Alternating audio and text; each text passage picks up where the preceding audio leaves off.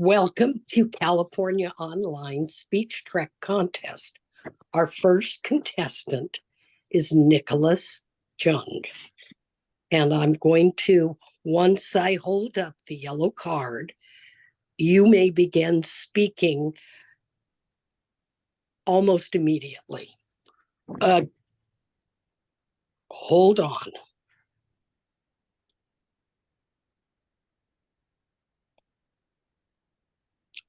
Okay, I'm going to be ready for you. There we go. How many of you love jigsaw puzzles? Well, if you're anything like me, you'll find that putting together an 1,000-piece jigsaw puzzle is not only challenging, but also therapeutic. It's the way that each piece of the puzzle plays a crucial role in creating your overall image that makes me love puzzles. But there's nothing more frustrating than when you find out that you're missing certain pieces, and they can't even just be the edges. They have to be pieces that are critical to creating your overall image. Picture this. You're building the famous Mona Lisa, and you find out that her smile is missing, or there's a cavity in your Grand Canyon, or the tip of your New York skyscraper has vanished. Unfortunately, our American history books are just like these puzzles with missing pieces, thus creating an incomplete and inaccurate portrayal of history for our students. I'm a bit of a history buff, and one of my favorite heroes is Dr. Feng Shan-ho, a Chinese American diplomat who, while stationed in Austria, issued thousands of visas to persecuted Jews, allowing them to escape the Holocaust.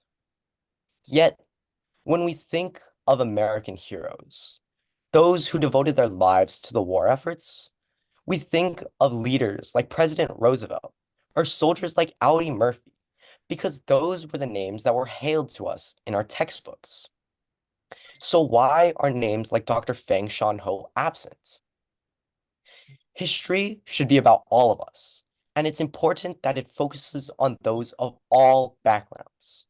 So why are there so many people, just like Dr. Ho, who are not included in school curriculums?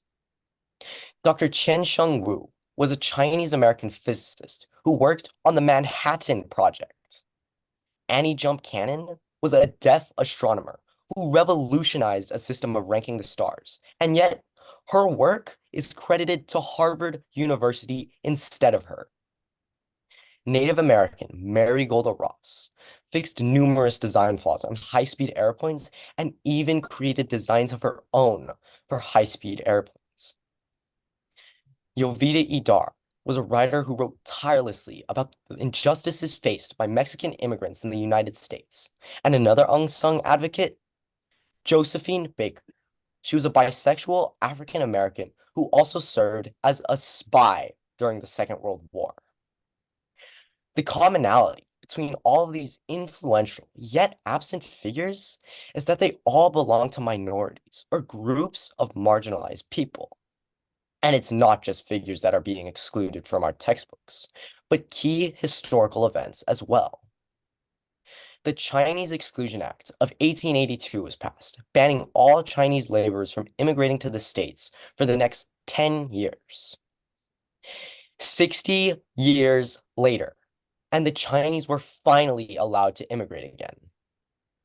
I still remember my fifth grade teacher telling my class the story of how his grandfather immigrated to the States during this time. The story always resonated with me because I always wondered about the struggles of Asian immigrants in the States, especially because my community is dominated by them. Yet, those stories never came through school.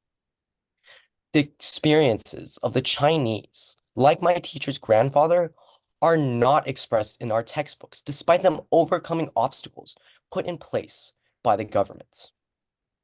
So what are ways that we can ensure that these figures and events are not excluded from our curriculums? Well, some states have already made progress. In 2011, former Governor Jerry Brown passed the Fair Education Act, which ensured the inclusion of people with disabilities and members of the LGBTQ community in California curriculums. I also support Governor Newsom's signature of Assembly 101 in 2021 because it adds ethnic studies to the list of high school graduation requirements in California.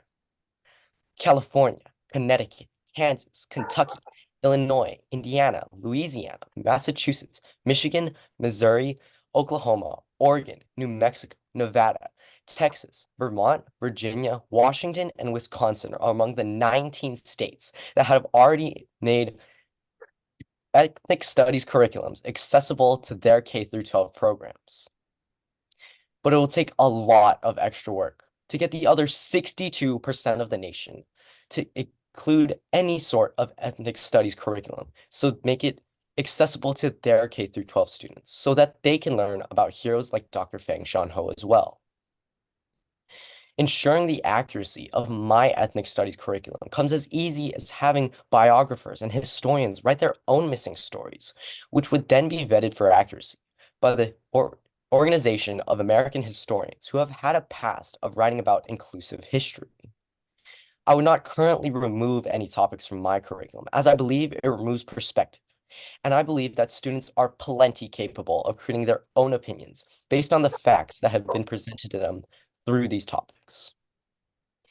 Including an accurate ethnic studies curriculum filled with stories from minorities and groups of marginalized people would be like finding the missing piece to the puzzle of the United States. Thank you.